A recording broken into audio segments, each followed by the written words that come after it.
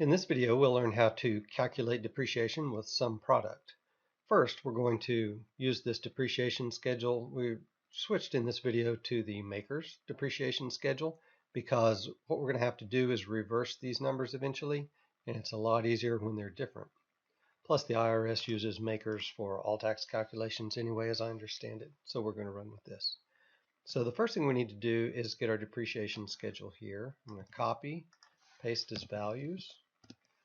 Looks like I already had those cells formatted for percent, which is fine. And then what we have been doing is taking our investment with absolute references times the factor for depreciation, copy that and paste, and then confirm that the total capital we spent matches the total depreciation that we took. Let's try this one a different way.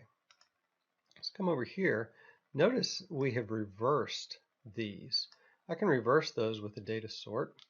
So one way to sort is to come up here and do a custom sort.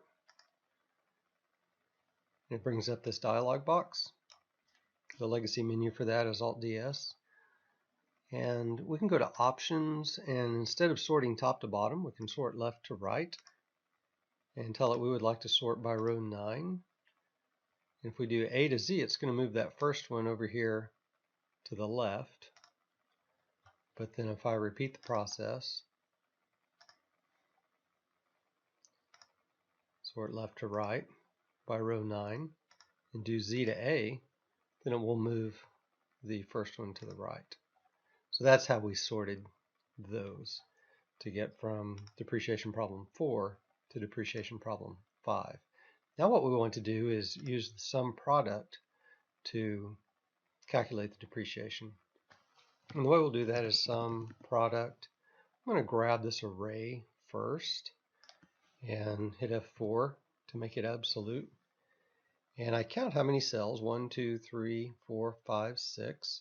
So sum product, if it has 6 cells in the first argument, it has to have 6 in the next. So I'm going to start here and calculate count 1, 2, 3, 4, 5, 6. In fact, I see that Excel is counting for me off to the lower right of my mouse there, lower left of my mouse.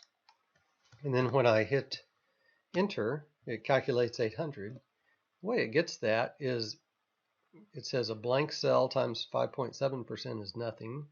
Another blank cell times 11 is nothing. But eventually it gets to 4,000 times 20% is 800. If I copy that, then I have blank, blank, blank, blank. 4,000 times 1, 2, 3, 4, 32% is 1280. Copy that all the way across. Eventually I get to this last one where it's saying 4,000 times 5.7% is 230. And so compare those numbers to these numbers and you'll see that they're the same. These were just a whole lot easier to get to. In fact, it's a lot more powerful when we have more than one investment.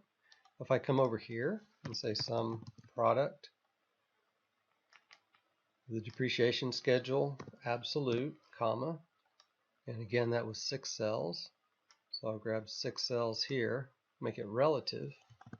Look what happens. Copy, paste, get our 800 and our 1280 as before. But this time, when we get to this cell, blank, blank, blank, 4,000 times 19.2 plus 2,000 times 20%. So we can get all of our 5-year property on the same line and have one line for all of the 5-year property depreciation. And that's how we use sum product to calculate depreciation. I think here we test it with the long way. So try that yourself, test the individual ones, and convince yourself that the total of those two is what we're getting with sum product.